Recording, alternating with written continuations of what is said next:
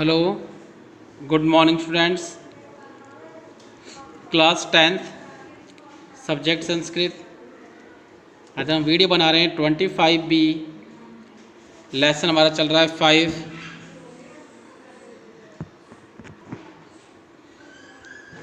तो class 10th Sanskrit video 25B lesson 5। इससे पिछले वीडियो में मैंने आपको जो वाक्यली लेसन है इसका बेटा हमने दूसरा जो पहली है वाक्यली है वो हमने बताई थी, आपको समझाया था।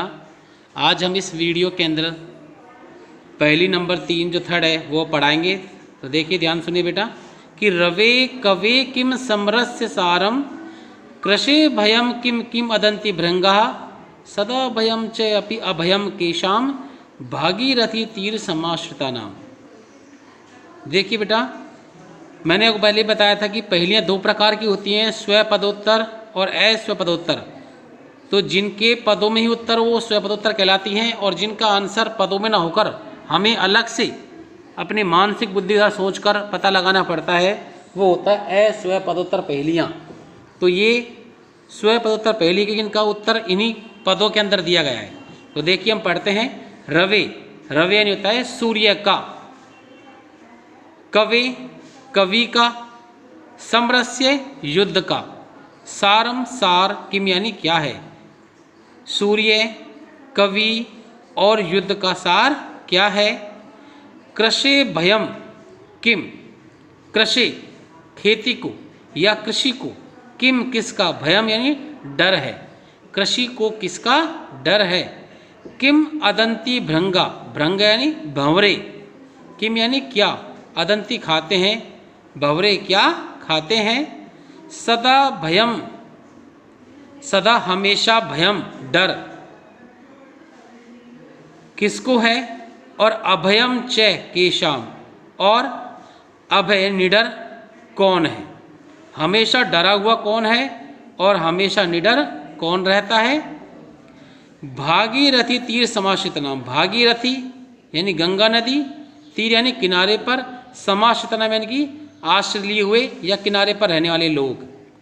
तो अब ये लास्ट जो लाइन है भागीरथी तीर समाश्रित नाम, ये इन सब का अर्थ है, इन सब का उत्तर है। तो देखिए, अर्थ मैच करते हैं।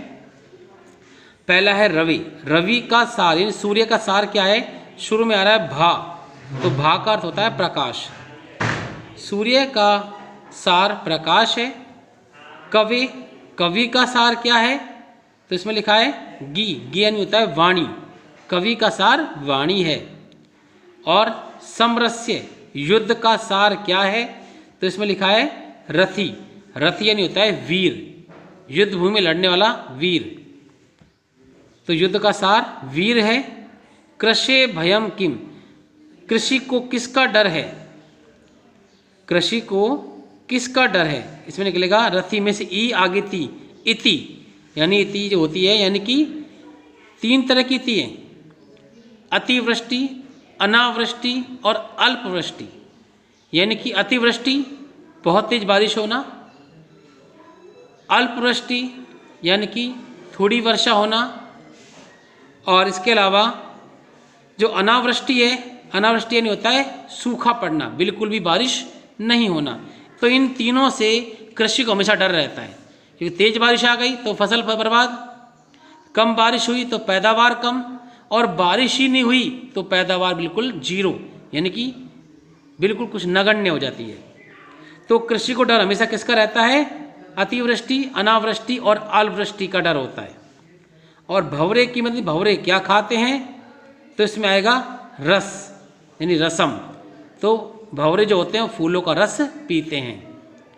और हमेशा डर किसको लगा रहता है, आश्रिता नाम, जो दूसरों पर निर्भर रहते हैं।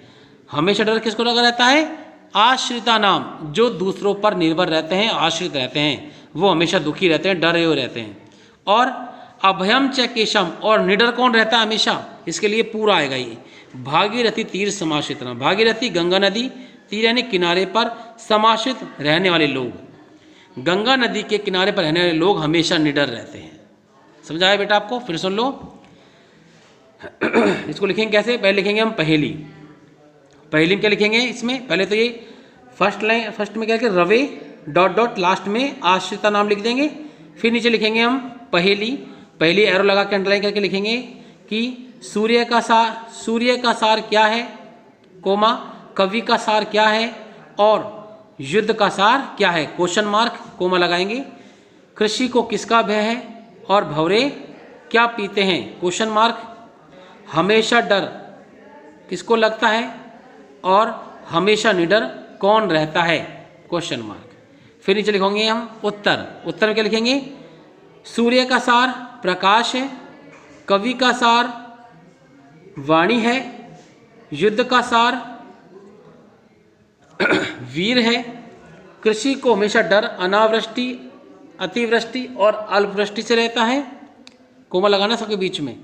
भंवरे फूलों का रस पीते हैं, हमेशा डर दूसरों पर निर्भर रहने वाले को रहता है और हमेशा निडर गंगा नदी के किनारे पर रहने वाले लोगों को रहता है। यानी कि गंगा नदी के किनारे पर रहने वाले लोग हमेशा निडर रहते हैं। तो आपको समझ आ गया होगा बेटा इसका अर्थ। तो पहले लिखना फिर उत्तर लिखना है।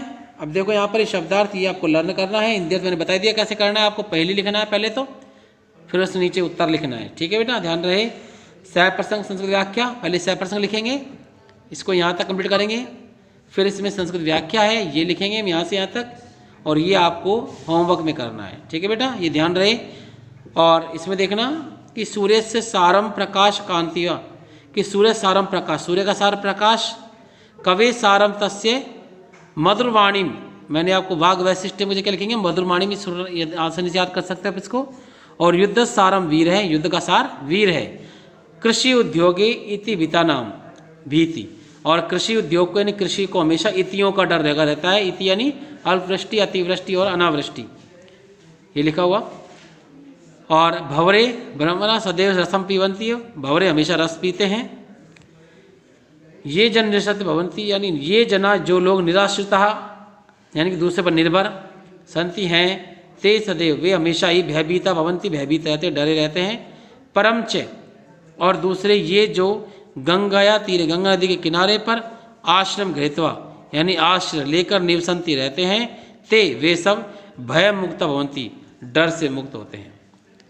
जो गंगा नदी के किनारे पर आश्रय लेकर रहते हैं वे सभी डर से मुक्त होते हैं। तो आपको समझ में आ गया बेटा, यहाँ तक आप कंप्लीट करना है। आज की वीडियो बस बेटा इतना ही। Okay students.